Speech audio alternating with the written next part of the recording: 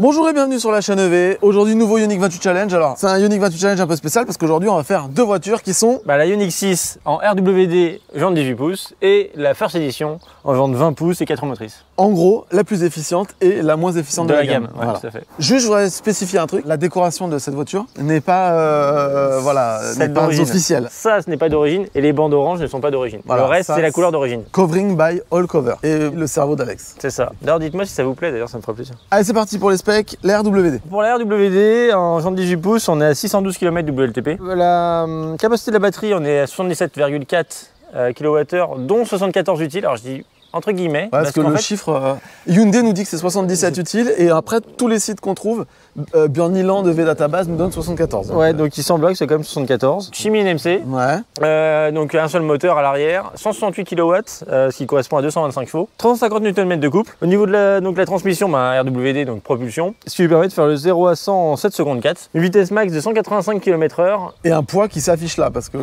a oublié de le prendre. Voilà, j'ai que le poids de la 4 roues motrices. Toujours professionnel. C'est ça. Au niveau recharge, en AC, elle est à 11 kW. Normal. En DC, elle va jusqu'à 233 kW. Ouais. Mais ce qui est le plus important, c'est le temps. Toujours pareil, avec la courbe de charge. 18 minutes comme tout le monde. Et le fameux 18 minutes, 1080 de la gamme EGMP. C'est la plateforme 18 minutes. C'est ça. Et niveau remorquage, elle peut tracter jusqu'à 1500 kg freinés ou 750 non freinés, on va dire un peu le standard. Ok, on passe à la AWD, celle-là. Donc là, c'est une Ioniq 6 First Edition, donc pour le coup, c'est la mienne. Donc là, forcément, je la connais un petit peu. Donc elle est donnée pour 519 km WLTP. Il faut savoir que quand on fait différentes configurations, on se rend compte qu'en fait, en passant 4 roues motrices, on perd 25 km. Ouais, donc c'est pas énorme par rapport à la motrice. Alors que 20 pouces, par contre, on perd 70 km. Ouais. Donc c'est bien les 20 pouces qui font vraiment un gros écart, il n'y a pas vraiment le 4 roues motrices. Et par contre, les rétro-caméras, là, on perd 2 km. Ouais. En même temps, les rétro-caméras de Hyundai, ils filmaient les émissions des années 70 avec, c'est des trucs comme ça. Là. Donc là, au niveau batterie, c'est pareil que la RWD, 77,4 dont 74 utiles. Ouais. Chimie NMC, 239 kW, donc 325 chevaux l'équivalent, et 605 Nm de couple. Au niveau transmission, donc AWD, donc 4 roues motrices, qui lui permet là, de gagner un peu plus de 2 secondes au 0 à 100, elle le passe en 5 secondes 1, avec une vitesse max toujours pareil de 185 km/h, et un poids de 2095 kg. Au niveau recharge, donc je le fais vite parce que c'est exactement pareil, 11 kW AC, 233 kW DC, 18 minutes le 10-80%. Et au niveau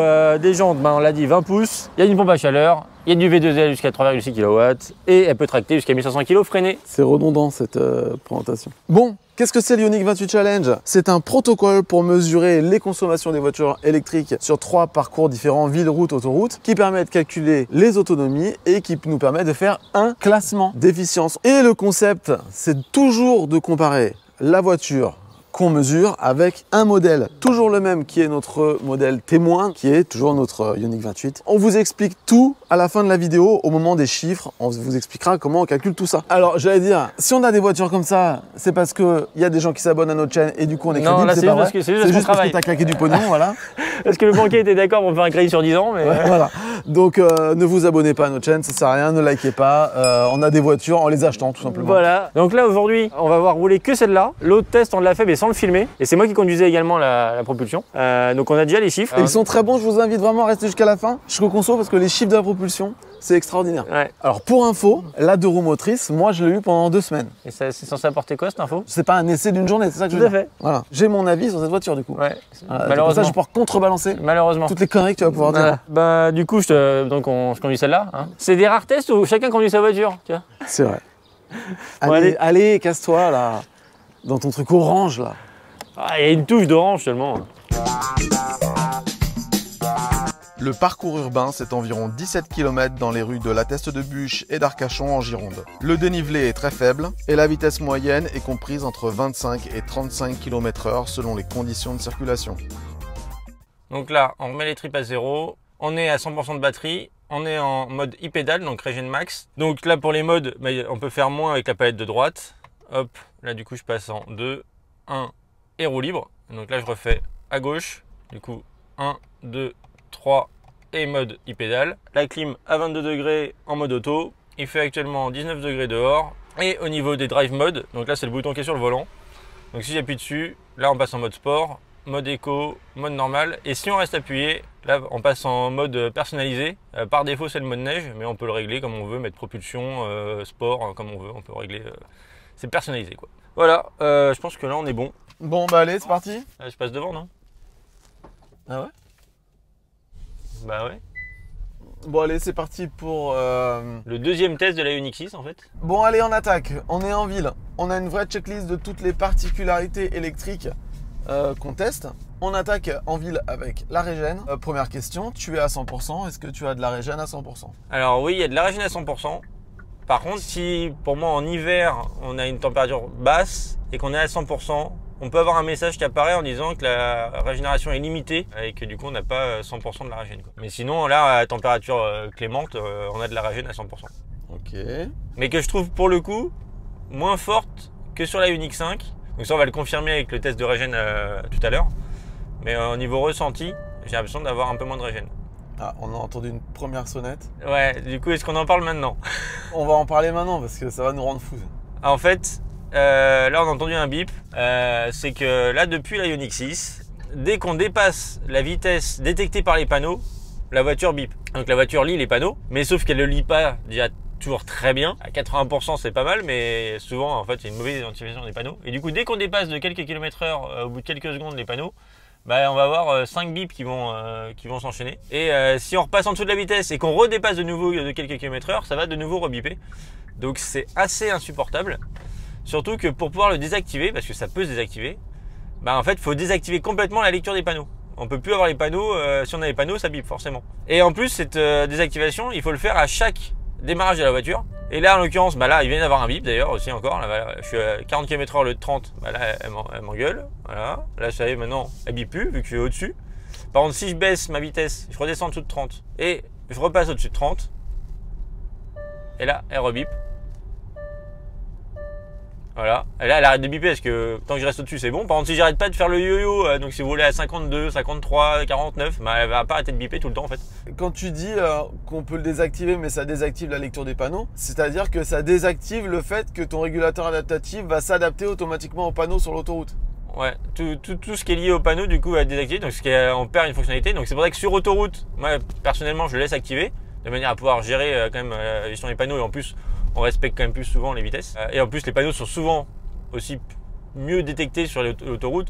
Par contre en ville, une zone de Dan où il y a juste le Dan à 30 et après c'est 50, bah, la voiture peut très bien rester à 30 tout le long derrière et du coup vous engueulez alors qu'en fait vous êtes à la bonne vitesse. Après il y a un autre bip qui est indépendant de celui-là, qui est celui de la détection des radars. C'est que dans les zones de radar, si on roule au-dessus de la vitesse, des panneaux détectés encore, bah là elle va aussi biper et là plus longtemps parce que toute la zone de radar elle va être en train de biper dès qu'on est au-dessus de la vitesse. Ah bah, la dernière fois quand on a été à l'éco Marathon Shell, elle a détecté une zone de radar avec une mauvaise détection de panneaux. Elle pensait qu'il fallait rouler à 50 alors qu'il fallait rouler à 80. Et il y avait un radar, donc on était à 80, elle a sonné pendant 1 minute quoi. Et quand tu la désactives, ça reste désactivé? Ah oui, ça le radar ça reste désactivé. Ok, super.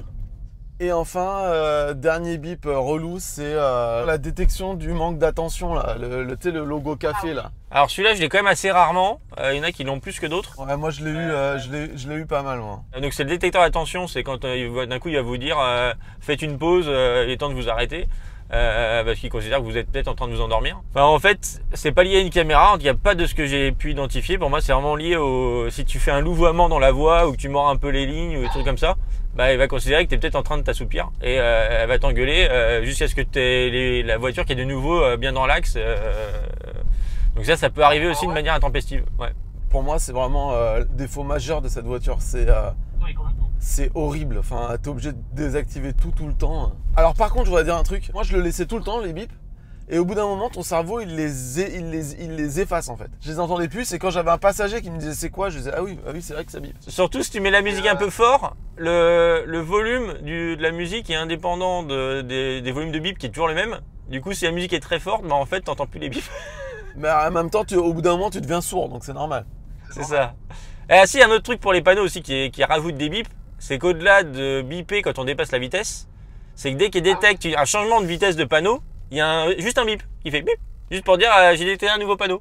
Hyundai, ça c'est un défaut majeur, il faut arrêter ça. Je critiquais ceux avec la MG4 au début qui désactivaient les assistants. Bah là, moi dès que je pars, le premier truc que je fais c'est mes 3 clics pour désactiver la lecture de panneau. Donc on a vu au démarrage, tu as décrit tous les modes de freinage régénératif. Il y a le one pedal cette voiture mais elle a une petite particularité.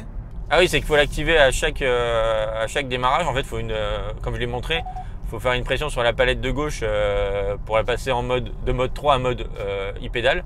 Et si on met marche arrière, bah, il se retire et il faut le remettre dès qu'on repart en marche avant. Ensuite, la sensibilité de la pédale d'accélérateur. Est-ce que quand tu es en one pédale, tu peux faire des manœuvres sans que la voiture bondisse et fasse des à-coups? En 4 roues motrices, je trouve que la voiture bondit. Personnellement, je préfère le faire en rampage. Donc ça m'arrive même parfois de désactiver, même pour la marche avant, de manière à pouvoir avancer au lâcher de frein plutôt qu'à la pression accélérateur. Mais comme on a pu le tester avec une propulsion, et que la propulsion, ça marche plutôt bien en e-pédale, ou sinon, sur la 4 roues motrices, il faut la mettre soit en mode éco, soit la mettre en propulsion seule, et là du coup on se retrouve avec le même comportement que la propulsion. Quand il a eu sa Ioniq 6, moi j'ai eu la Ioniq 6 de près en 2 roues motrices.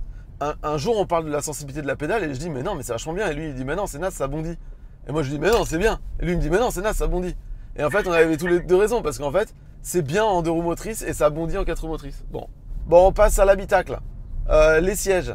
Là dans cette version là c'est la version First Edition, donc du coup on a des sièges un petit peu différents parce que l'intérieur est tissu et l'extérieur est cuir, contrairement à l'exécutif qui est full cuir. Donc je pense que les sièges sont un peu moins fermes que full cuir, mais je dirais qu'on est plus sur le mi-dur que le mi-mou.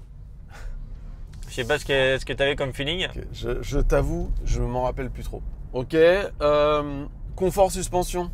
Alors je trouve que moi c'est beaucoup mieux que la Ioniq 5. C'est plutôt un bon confort de suspension. Je la sens posée en fait, je suis en voiture un peu plus posée. Après c'est aussi l'effet berline, mais et pourtant je suis en 20 pouces. Je me sens pas dans une voiture inconfortable en étant avec les 20 pouces et cette suspension là. Ok, ensuite l'habitacle, qu'est-ce que t'en penses? Moi je trouve ça plutôt, enfin surtout en couleur foncée, je trouve ça plutôt bien fini. Enfin il y a beaucoup de textures ou d'effets de texture, mais en tout cas par rapport à l'Ioniq 5, moi le cadre des écrans, je trouve ça vachement mieux fini. Le seul défaut que je reporterais c'est que c'est du plastique dur au niveau des coudes. Mais sinon c'est moussé en haut, là c'est moussé à son endroit. On peut d'ailleurs poser un ordinateur portable sur ce support à plat là. Moi personnellement, alors toi tu as l'intérieur noir, moi j'avais l'intérieur blanc. Moi personnellement, mis à part la console centrale où je trouvais que les matériaux en blanc ils étaient dégueulasses, mais je préférais l'intérieur blanc, je trouvais qu'il faisait plus cossu on va dire. Ensuite au niveau de l'ergonomie. Alors déjà au niveau ergonomie, tout ce qui est climatisation c'est une console indépendante. Après ergonomie de l'application, on a déjà fait un test avec Max BLD à ce sujet, on comparait différentes ergonomies. Moi j'utilise au quotidien, donc ça ne me pose pas particulièrement de soucis. Je peux pas dire que c'est pas ergonomique vu que je me sens pas bloqué dans mon usage. C'est pas le plus ergonomique du marché, mais comme tout on s'habitue je dirais. Au niveau du GPS, il est bien le GPS intégré ou pas? Au niveau design, il est pas terrible. Ça n'a pas vraiment évolué en fait je trouve depuis alors je vais pas dire 10 ans parce que j'ai pas connu avant, mais avec la première Ioniq c'est quasiment le même GPS quoi. Surtout que pour pouvoir avoir l'affichage dans le tête haute, parce qu'il y a le tête haute sur cette version, il faut absolument utiliser le GPS de la voiture. Si on utilise par exemple Android Auto, on n'aura pas l'affichage du GPS dans le tête haute. Et puis on en reparlera après, mais pour activer le préconditionnement de la batterie, pour les charges rapides, il faut utiliser le GPS de la voiture. Est-ce que tu as un petit truc de musique en ligne sur ta voiture? Genre une petite interface Spotify Ah non. Ok. Est-ce que tu as Android Auto, Apple CarPlay?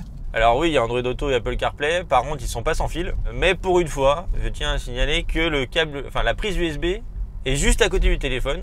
Donc après, il faut juste trouver le bon câble USB qui va bien. Là, je sais pas si on le verra bien à l'écran, mais là, j'ai un tout petit câble que j'ai acheté exprès. C'est vrai que tu as un tout petit câble. Et dernière question. Est-ce que tu as une gestion de profil utilisateur? Alors oui, ça règle du coup les sièges, les rétros, les modes de conduite, enfin voilà, différents réglages qu'on peut mettre dans les deux profils. Par contre, le gros point noir, c'est qu'on peut pas l'associer à une clé. Pourtant, on a deux clés fournies avec la voiture. On peut pas mettre de clé téléphone non plus d'ailleurs. Et on peut pas du coup tout simplement associer à une clé. Donc c'est-à-dire que je pourrais pas avoir moi ma clé et je rentre, ça fait mes réglages, et ma femme elle a l'autre clé et elle rentre, ça fait ses réglages. Donc quand on rentre dans la voiture, faut cliquer, tiens c'est Alex, tiens c'est Laurence. Et en plus, au démarrage, la voiture est assez lente avec son interface. Donc ça prend souvent quelques secondes avant de pouvoir changer de profil quand on monte dans la voiture, ce qui n'est pas forcément très pratique. Bon allez, on va arriver à la fin de ce parcours de ville. Je suis un peu déçu de la conso de fin de parcours. On va voir à l'arrêt complet, mais bon, c'est un peu prometteur sur la route, là ça l'est moins sur la fin. Donc on va relever les consos évidemment. On va pas se les donner comme d'habitude parce qu'on dit toutes les consos à la fin. Du coup on peut se mettre là, il n'y a personne. Hop. Bon, ça a un peu baissé sur la fin, mais bon. Hop là. Oh oui putain, ça a vachement baissé sur la fin. Ouais, c'est... m'attendais à mieux. Attends. Compétition de vitres. Vous savez, nous, les bagnoles, on s'en fout. Nous, ce qu'on aime, c'est les vitres. Attends. 1, 2... Ah, c'est les mêmes moteurs. Ils n'ont pas changé les moteurs non plus. Allez, vitre arrière, vas-y. Allez,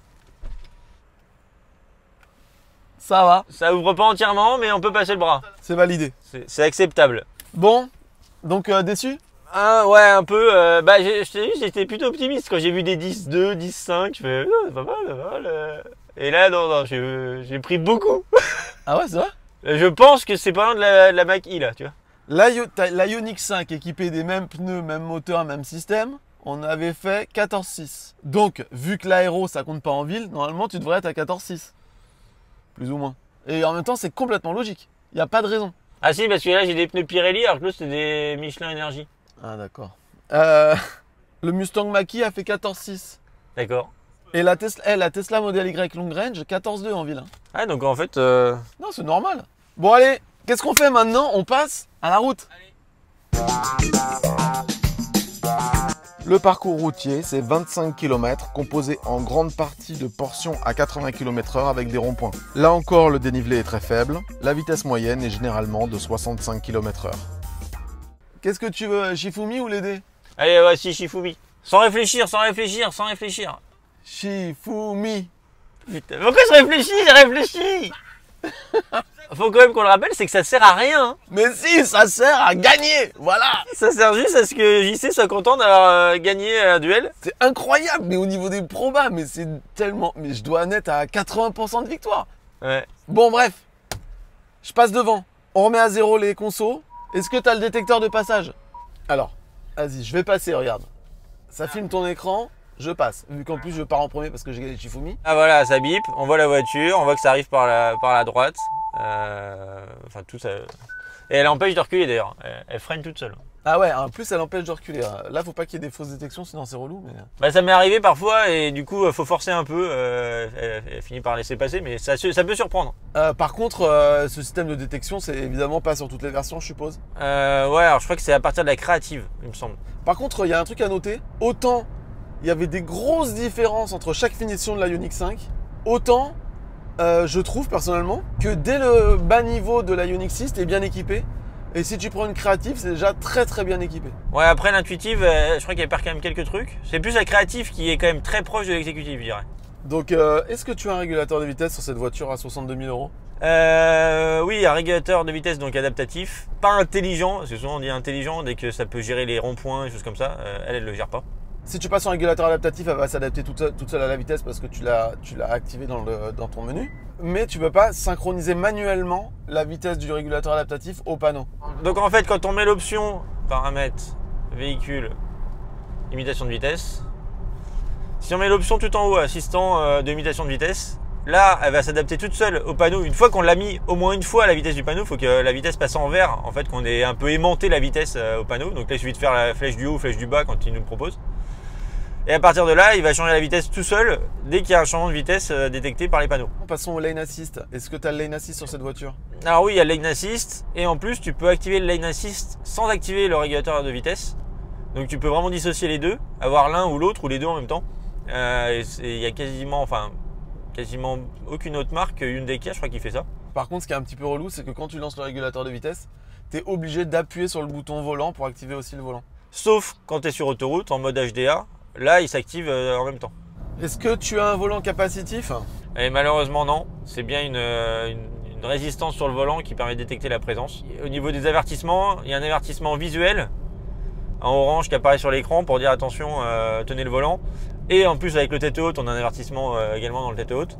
Et c'est au bout de quelques longues secondes qu'il va se mettre à biper. Donc là pour le coup, Hyundai ils ont été cool, ils ont pas mis des bips tout de suite. Je pense que ça c'est pour la prochaine mise à jour. Je pense que les ingés Hyundai ils vont faire mais là on pourrait faire biper la voiture plus tôt là, non? on a raté des bips là. Évidemment, la Ioniq 6, on va lui faire passer l'Autopilote Challenge. Donc ça sera bientôt dans une vidéo. N'hésitez pas à vous abonner si vous voulez savoir ce que vaut l'autopilote de la Ioniq 6 lancé dans nos épreuves, et en particulier le S de la mort. Donc là on va verser les positions. Histoire qu'il n'y ait pas d'avantage aérodynamique à ce qu'il y en ait un qui soit devant ou derrière. Même si, en théorie, ça change pas quand même grand chose, mais c'est juste pour être clean. Et voilà. Et on est reparti dans l'autre sens. Bon, et on va parler un petit peu de entre guillemets, de sportivité. Là, il y a une petite voie d'accélération en courbe. On aime bien voir un peu comment réagissent les voitures là-dedans. Vas-y, dis-moi. Il y a un tout petit peu, enfin c'est pas, ça a l'air pas complètement à plat, mais c'est quand même pas mal du tout. Ouais, c'est quand même, moi j'ai plaisir, hein. Ouais, franchement c'est pas une Tesla, mais c'est quand même pas mal. Ouais. Bon allez, on arrive à la fin du parcours de route. Je m'approche d'une conso proche de la ville. Au niveau rayon de braquage, c'est pas extraordinaire. À chaque fois qu'on prend ta bagnole et que tu fais des manœuvres, tu dis putain, ça braque vraiment pas cette bagnole. Bah en fait, elle est grande et en plus, elle braque pas des masses. Donc Elle a un moteur à l'avant, alors ça aide pas à avoir un gros débattement de braquage, quoi. Bonjour. Moi, ce serait un all in the box avec un tower, 2 tenders. C'est quoi comme restaurant? C'est KFC. J'ai jamais été chez KFC de ma vie, je crois. Il faudrait que j'y aille une fois avec toi alors. Bon, bref. J'ai la même conso que la conso moyenne de toutes les consommations de la Ioniq 28. Bah j'ai quasiment la conso de ville. En toute logique, la Ioniq 5 AWD, la même, mais moins aéro, elle a fait 15 sur route. Celle-là étant plus aéro et la vitesse augmentant, normalement, tu devrais être un petit... Moi, tu vois, j'aurais voté 14, mais a priori, c'est pas à 14. Je peux déjà dire que j'ai fait mieux. Ah, c'est mieux que la ville? Non. Mais t'as fait 14,6 en ville, non? T'en sais rien ce que j'ai fait en ville. Comment je sais? Et j'ai pas 14,6 en plus. Je ne sais plus du tout où j'en suis. Mais non, c'est un petit peu moins bien que la... Enfin, un petit peu au-dessus de la conso ville. Mais enfin, ce qui est plutôt honorable, mais comme quoi l'aéro commence à travailler. C'est mieux que la Ioniq 5, des chiffres que tu donnes. Mais en plus, en sachant que là, on a sur celle-là, on est en Pirelli P0. Et je pense que les Pirelli P0 consomment plus que des Michelin Pilote EV. Parce que c'est pas des pneus, c'est pas du tout des pneus éco à la base, ceux-là. C'est des pneus, enfin les P0, ouais, c'est des pneus qui sont connus sur des voitures de sport. Tu vois, ça me dit que j'ai un peu une voiture de sport, tu vois, quand tu te dis que t'as des Pirelli P0, tu vois. Tu crois qu'on peut parler longtemps des Pirelli P0? Non, mais cela dit, on rigole. Mais sa voiture, elle envoie beaucoup quand même. Ça accélère fort. Et si t'arrives, j'essaie d'être sympathique. Non, mais c'est vrai, ça accélère fort. On va passer à l'autoroute, je sais pas ce que vous en pensez. On va arrêter là cette conversation qui n'a aucun sens. Sans doute que la vidéo va déjà durer 4h30. Le parcours autoroutier, c'est environ 90 km en aller-retour sur l'A660 et l'A63 en direction de l'Espagne. Là aussi, le dénivelé est très faible, le point d'arrivée est à la même altitude que le point de départ. La vitesse moyenne est généralement comprise entre 110 et 120 km/h. Allez, petite revanche. Il va perdre encore, c'est horrible. Shifumi. Oh, il a gagné, mon Dieu! Et tu sais que j'ai réfléchi et je me suis dit, allez, je vais faire Pierre. Et là, je me serais fait niquer. Et après, je fais, tout à l'heure, il a fait ciseaux. Il y a peu de chances qu'il refasse ciseaux. Vas-y, je vais faire ciseaux. Je crois pas qu'il va faire Pierre. Tu sais pourquoi j'ai perdu? Parce que j'ai réfléchi. Je voulais faire Pierre à la base et je me suis dit, je vais changer. Mais j'aurais dû faire ce que je sentais, j'aurais gagné. À la base, ma première intuition était Pierre, donc on a fait Pierre. Bon, bref, on s'en b***. Allez, go. Non, mais faut signifier que j'ai gagné ce match quand même. Allez, passe devant. Allez, on part sur l'autoroute. L'autoroute, c'est normalement le type de parcours sur lequel la Ioniq 6 va éclater la Ioniq 5. Parce que aéro de malade comparé à l'aéro de camion poubelle de la Ioniq 5. Camion poubelle. Enfin, faire Armor Normande, c'est quand même moins péjoratif que camion poubelle quand même. Bah oui. Alors, je vais pas vous donner les résultats maintenant, on vous les donne à la fin. Mais je peux vous dire que la Ioniq 6 en 2 roues motrices et avec les petites jantes sur l'autoroute, elle a fait un score canon.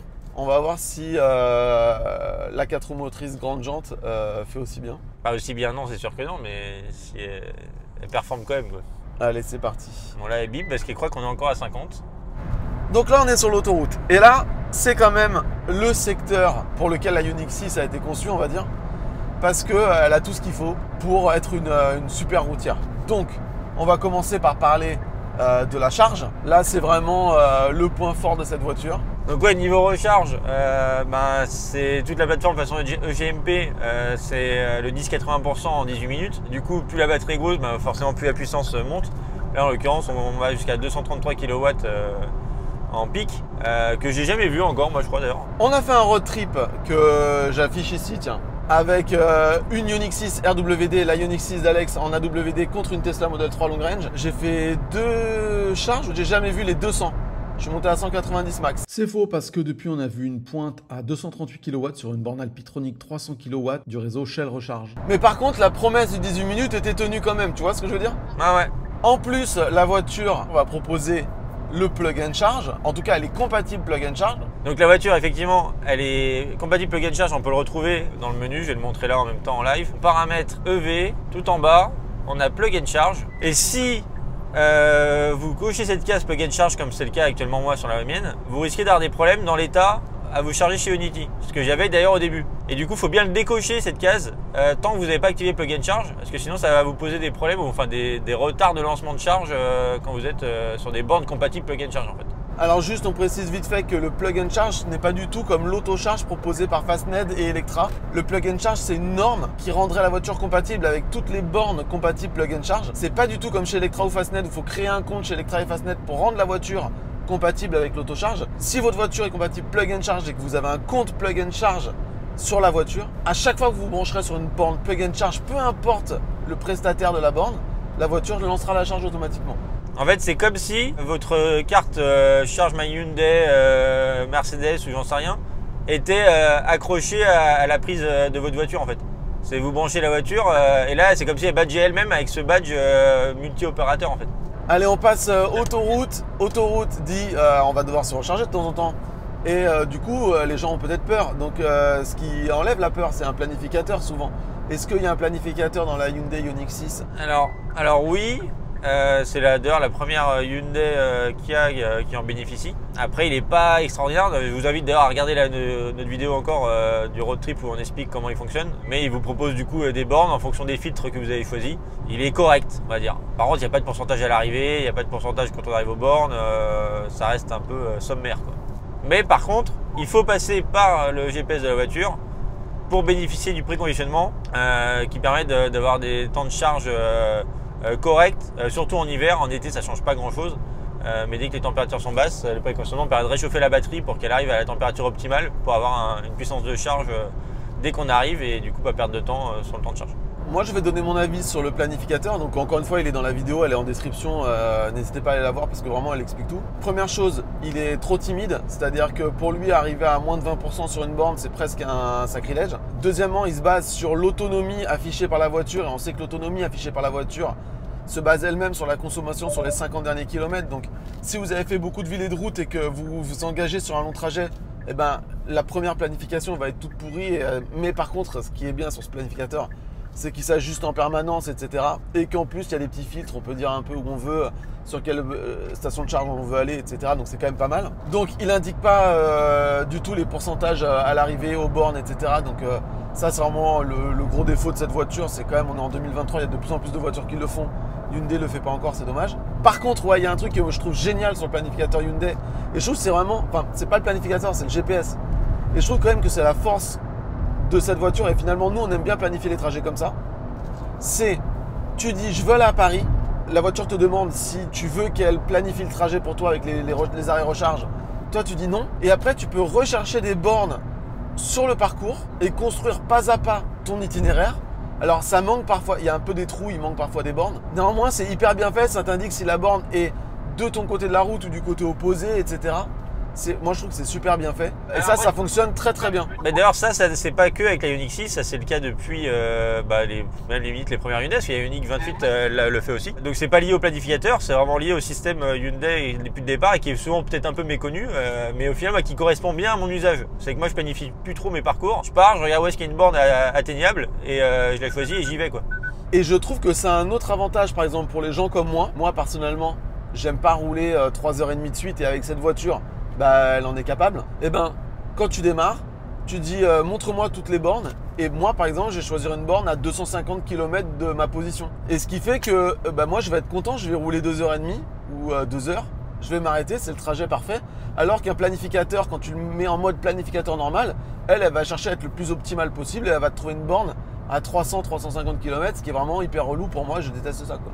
Ok, maintenant on va parler un petit peu du régulateur de vitesse adaptatif sur l'autoroute. Est-ce qu'il est agréable sur l'autoroute? Est-ce que par exemple quand tu es derrière un camion à 110 et que tu mets le clignotant, la voiture accélère toute seule? Alors elle accélère à mi-voie, elle accélère pas dans la voie. Mais par contre, c'est pas mou. Voilà, c'est pas dynamique, mais c'est pas mou quoi. C'est mi-dynamique, mi-mou quoi. Ouais. Faut avouer que faire de la route avec cette voiture, c'est quelque chose quand même de très agréable. Moi personnellement, si demain je dois aller à Paris, je préfère prendre une Ioniq 6 qu'une Tesla Model 3. Je trouve que les aides à la conduite sont meilleures et le voyage est plus agréable. Et la voiture est un peu plus silencieuse qu'une Model 3 aussi. Je rappelle que j'ai une Model 3 dans la vie. D'ailleurs au niveau donc, des aides à la conduite, il y a aussi le changement de voie automatique. Donc quand on est dans la voie, on peut mettre une impulsion sur le clignotant, voire même enclencher le clignotant, parce que ça marchait pas sur la Ioniq 5. Donc là pour le changement de voie auto, par exemple là je suis dans la voie, je mets une impulsion, là elle change de voie toute seule.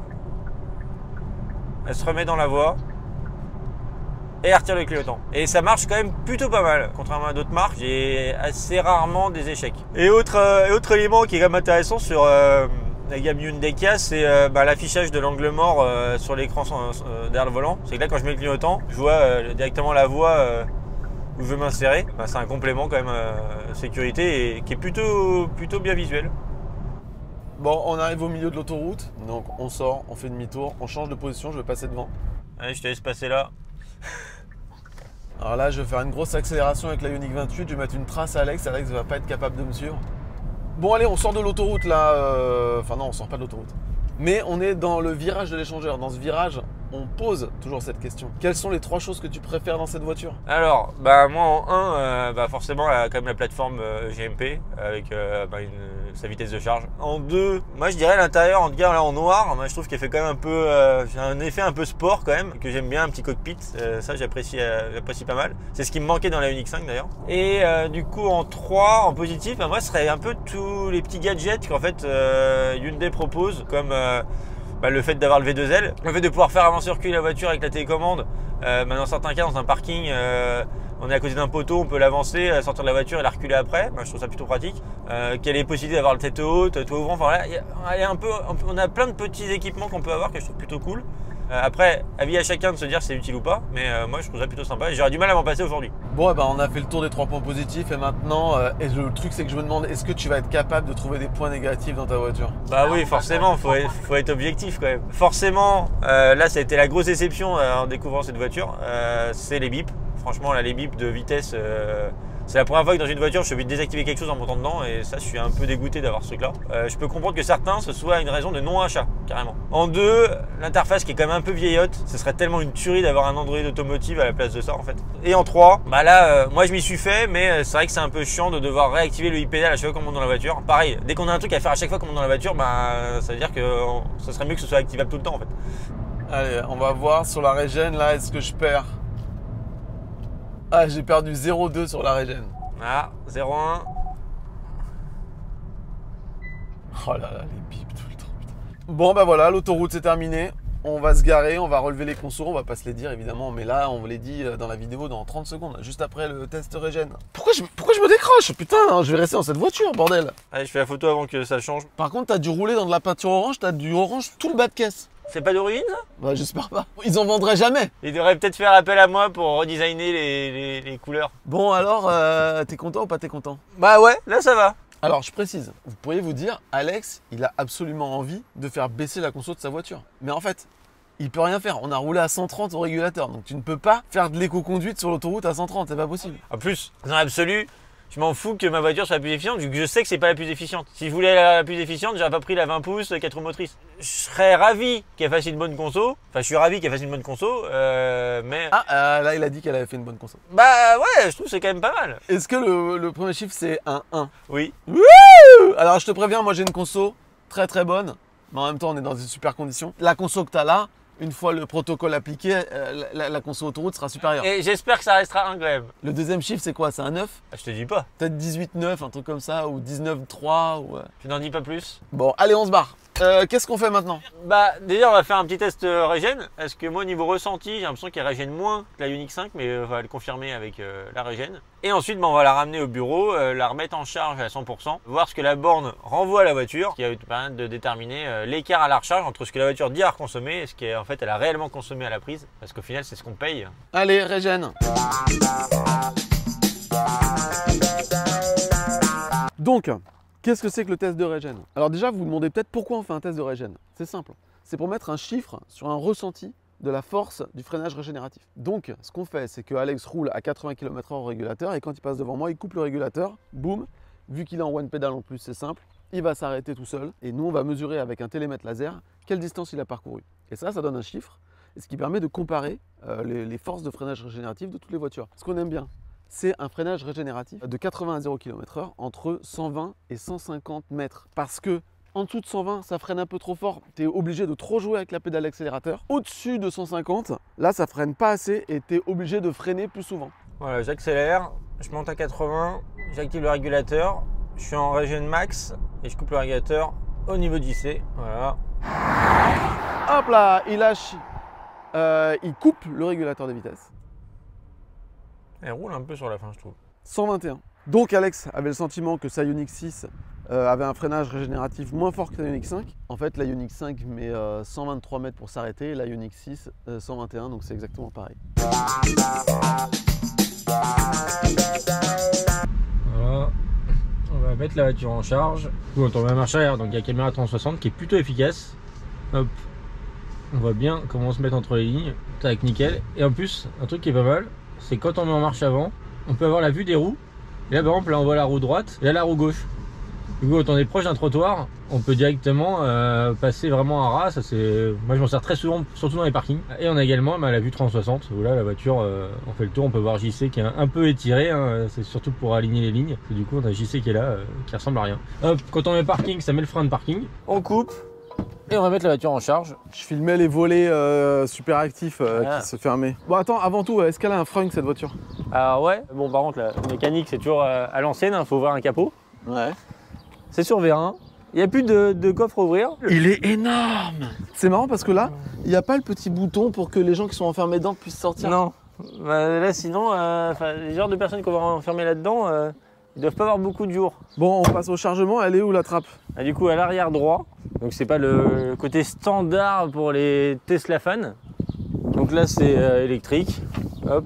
Donc comme d'hab, on a le T2, il n'y a pas de capuchon sur le T2, il y a un capuchon pour le combo CCS. Là on a de quoi fermer, ouvrir la trappe. Et là je vais pas me prononcer, au début je crois que c'était pour déverrouiller la prise, c'est pas vraiment le cas, mais j'ai pas regardé la notice. Ouais, c'est professionnel. Ouais. En tout cas j'en ai pas eu besoin jusqu'à maintenant, vu que je sais pas comment ça fonctionne. Donc ce n'est pas un haillon, hein, comme beaucoup le savent. Hein. D'ailleurs il y a un short sur YouTube qui compare le coffre de la Ioniq 6 avec celui de la Tesla Model 3.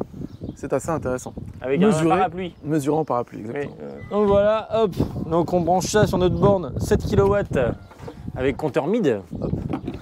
Donc voilà, bon bah du coup maintenant on met en charge. Une fois qu'elle s'est remise à 100%, on calculera l'écart entre ce que la borne a envoyé à la voiture par rapport à ce qu'elle nous dit avoir consommé, ce qui nous permettra d'identifier l'écart à la recharge. Et du coup, si vous voulez vous équiper pareil d'une borne de recharge chez vous, bah, vous pouvez aller sur notre site sur l'onglet pose de borne, vous remplissez un petit formulaire, c'est gratuit, vous allez voir jusqu'à 3 devis qui vont vous être proposés, c'est gratuit, c'est super, c'est la chaîne EV quoi.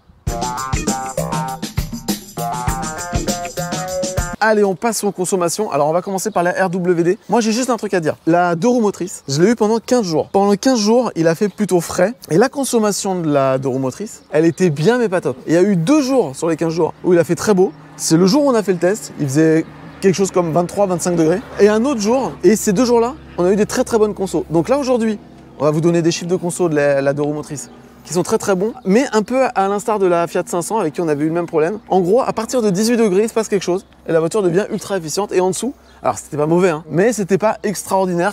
En tout cas, pas aussi bon que les chiffres qu'on va vous donner. C'est d'ailleurs pour ça qu'on avait fait en sorte d'essayer aussi de tester celle-là dans des conditions similaires avec une température plutôt bonne, où on est proche des 25 degrés. Allez, on attaque avec la ville et la 2 roues motrices. Le tableau s'affiche en bas. Moi en ville, j'ai fait avec la Ioniq 28 8,5. C'est dingue parce que j'ai le chiffre aussi. Ouais, là le chiffre aussi. Bah là, enfin la Ioniq 6, là j'ai trouvé. Ce jour-là, on a trouvé, on a fait waouh, ouais. Quand même. Là, elle a fait 10,8. 10,8 la Ioniq 6 en ville. Ouais. C'est incroyable. Mais en même temps, Hyundai a toujours été bon en ville en fait. Sauf les 4 roues motrices grande roue si tu veux. Mais les Kona, les Niro, enfin Kia c'est pareil.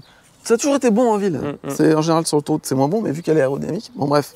Sur route, j'ai fait 9,7. Ah ouais, c'est pas mal. Deux fois, à chaque fois, j'ai le. Je me dis, putain, il est vraiment. Ça commence à rentrer. Incroyable. Bah là, pareil, enfin. Elle nous a vraiment surpris au niveau des consos, enfin des bonnes surprises, parce que là, 11,9, c'est vraiment des excellentes consos. Et sur l'autoroute, et alors là, c'est incroyable, j'avais fait 15,3 avec la Ioniq 28 et elle avait fait combien ce jour-là? 16,8. Donc évidemment, tous les écarts, en pourcentage apparaissent on avait en bas dit de en même l'écran. temps, Eh, c'est beau. ils Putain. doivent être par là, là. Je voulais juste dire un truc. Dis-le. Les chiffres qu'on vient d'avoir avec la deux roues motrices, c'est quand même la preuve que avec une voiture qui n'a pas trop des grandes roues, une belle aéro, ben cette plateforme 800 EGMP, volts EGMP qu'on a beaucoup critiqué au début, et ben en fait elle est ultra efficiente et sur tous les secteurs, ville, route, autoroute, là où par exemple une modèle Y, ça va être bon sur autoroute, mais moins bon en ville. Maintenant on passe au conso de la 4 roues motrices et là, Alors, est-ce que ça s'envole? ben on sait pas, en ville. On a fait 15,7 km à 31 km/h et j'ai consommé 9 kWh au 100. Bah là, ça n'a rien à voir avec l'RWD, on va le dire direct, parce que là, j'ai fait 14,1. 14 combien t'as fait? 1. Ça va en fait. Non? Ouais. Enfin. Ah, c'est pas. Toi qui dis ça va, c'est. Non, non, ça va pas du tout. Putain, c'est une bonne journée, ça. Non, Je sais qu'il dit c'est ça de la va. merde. T'es plus ou moins sur les consos de ta Ioniq 5, 4 roues motrices avec les mêmes C'est jantes. ça, et on sait qu'en ville, l'aéro n'a pas une grosse incidence. Donc, pour moi, ça reste c'est assez cohérent. Bah oui. Ensuite, sur route, on a fait 25 km. On a roulé à 62 km/h, donc un tout petit peu moins vite que d'habitude, mais c'était un peu chargé, mais on s'en fout. Et moi, j'ai fait 10,1 kWh au 100 avec Bibiche. Bah là, du coup, j'ai fait quasiment ma conso de ville à 0,2 kWh près. Si tu sais calculer vite, ça fait. Attends, j'ai déjà oublié le premier. Donc, Ça fait donc 8. Bah non, 14,3 parce que j'étais à 14,1. Ah non, t'es à 14,1, c'est vrai. Oui. La mémoire de merde. Donc du coup, oui, 14,3 pour la route. Sur autoroute maintenant, et là, sur l'autoroute. Là, je suis content parce qu'il y a au moins une barre franchie. Après, est-ce qu'elle sera maintenue? Je sais pas. Eh bien, vous savez qu'elle a consommé moins de 20 kWh au 100. On va tout de suite passer au résultat. Donc, on a fait 87 km à 119 km/h de moyenne. En général, on fait 115. Là, on a bien roulé. Ça confirme qu'en plus, nos consos sont avec une configuration de roulage plutôt haute. Ouais. Donc voilà, c'est. Ouais, pas de problème. Et bon, la Ioniq, elle a cartonné quand même. Elle a fait 14,9. Ah ouais. Oui, c'est pas mal. Ouais, je suis donc en dessous des 20, mais enfin tout pile, si on peut dire, parce que j'ai fait 19 tours. Oh, c'est bien. Oui, T'as c'était fait vrai. 19. Ouais. Alors là, tu vois, encore une fois, quand on a fait le road trip contre Charles de Tesla Geek, qui est en description de la vidéo, t'avais consommé plus, mais il faisait plus frais. Bon, c'est tout ce que j'avais à dire. Et il y avait le préconditionnement des batteries, par contre. Oui. Ah, il pleuvait. Oui. Ouais, donc rien à voir, pas du tout les mêmes conditions, donc on s'en fout. On dit à 19, moi je suis déjà content d'être en dessous des 20. Est-ce que par contre, avec la moulinette et le rajustement de la moyenne de la Ioniq 28 qui est un peu basse, etc., est-ce que je vais rester en dessous des 20? On verra. Eh ben, on va voir quand. Bah, maintenant, c'est ça? Voilà. Donc il faut que je m'y colle. Voilà. Allez, on va. Et en plus, on a 2 à faire. Ah ouais. Ah ouais. Ouais. Les gens vont vraiment rien comprendre. Ah, ça va être long. Bon bah allez, c'est parti. On commence par la version RWD en jante 18 pouces. On met à jour les moyennes de consommation de la Ioniq 28. On reprend les 24 derniers essais plus ceux d'aujourd'hui et on fait la moyenne pour la ville, la route et l'autoroute. Ce qui nous donne 9,4 kWh en ville, 10,2 sur route et 15,6 sur autoroute. Ensuite à ces moyennes, on va appliquer les écarts en pourcentage que l'on a obtenus lors de l'essai de la Ioniq 6 RWD sur les mêmes tronçons. Soit plus 27% en ville, plus 23% sur route et plus 10% sur autoroute. Ce qui nous donne les consommations suivantes: 11,9 kWh au 100 km en ville, 12,5 sur route et 17,2 sur autoroute. Cela nous donne les autonomies suivantes: 622 km en ville, 592 km sur route, 430 km sur autoroute et également 301 km entre deux points de recharge sur autoroute, entre 80 et 10%. C'est tout de même assez impressionnant d'avoir plus de 300 km entre deux points de recharge. Lors de notre essai, l'ordinateur de bord nous a indiqué avoir consommé 24,06 kWh. On a ensuite rechargé la voiture à 100% sur notre borne monophasée 7 kW et la borne nous indique avoir envoyé 27,02 kWh à la voiture. Il y a donc un écart de plus 12,3%. Si on applique ces écarts à notre consommation mixte, on passe de 13,9 à 15,6 kWh au 100 km, ce qui place la Ioniq 6 RWD à la 6ème place sur 25 de notre classement actuel. Elle se classe entre le Hyundai Kona 64 kWh et la Model 3 SR+. C'est une très belle performance au vu de son gabarit et du poids lié à son surplus de batterie. Cette Ioniq 6 RWD détrône le V6 RWD. Elle parcourt les 1000 km en 9h34 et gagne donc 15 minutes sur le V6. Si on met en lien la vitesse de charge avec la consommation moyenne sur autoroute, on peut calculer une vitesse de charge en km/h. Ce qui donne 1003 km/h pour cette Ioniq 6 RWD. Elle prend également la tête de ce classement et devient notre première voiture à passer la barre des 1000 km/h en vitesse de charge. Lors du test du frein régénératif où l'on mesure la distance pour passer de 80 km/h à l'arrêt complet, elle l'a effectué en 135 mètres, ce qui la place à la 9ème place de notre classement actuel. On passe maintenant à la version AWD en jante 20 pouces. On remet à jour les moyennes de consommation de la Ioniq 28 basées sur les 25 derniers essais. Ensuite à ces moyennes, on va appliquer les écarts en pourcentage que l'on a obtenus lors de l'essai de la Ioniq 6 AWD sur les mêmes tronçons, soit plus 57% en ville, plus 42% sur route et plus 28% sur autoroute.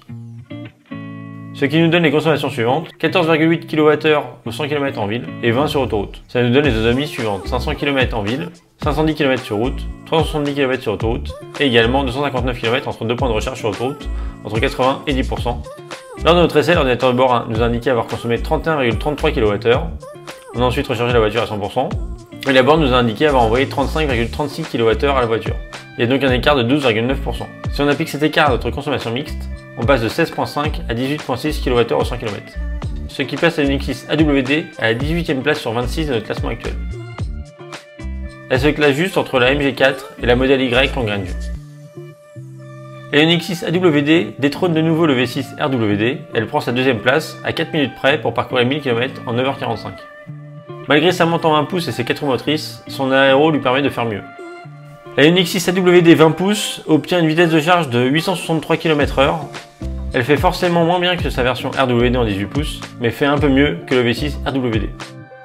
Concernant le test du freinage natif, elle l'a effectué en 121 mètres, ce qui la place 3ème de notre classement actuel.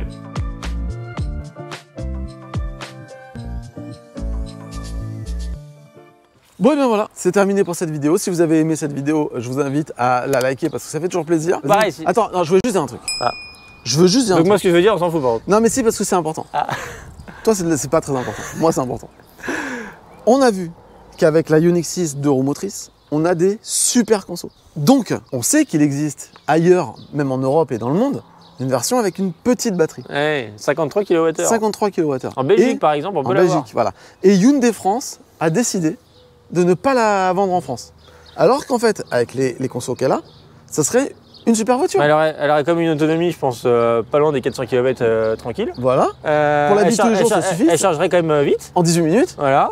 Alors, bon, c'est une 53 kWh, j'ai pas compris, alors que la Ioniq 5 existe en 58. Ouais. Et je pense que la Ioniq 6 en 58 kWh, ça aurait été la perfection absolue pour moi. Voilà, tant pis. Maintenant, tu peux dire le truc inintéressant que tu voulais dire. Je sais plus ce que c'était. Ah oui. Si vous avez une Ioniq 6, mettez-nous vos consos en commentaire, c'est toujours intéressant de comparer.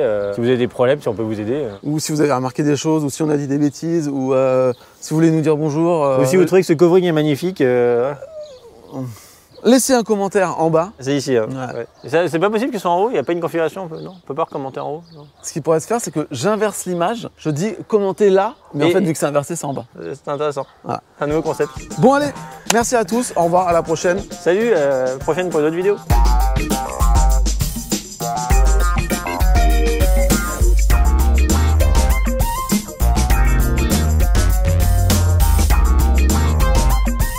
Ah non, si on dit plus. Non, c'est pas comme toi.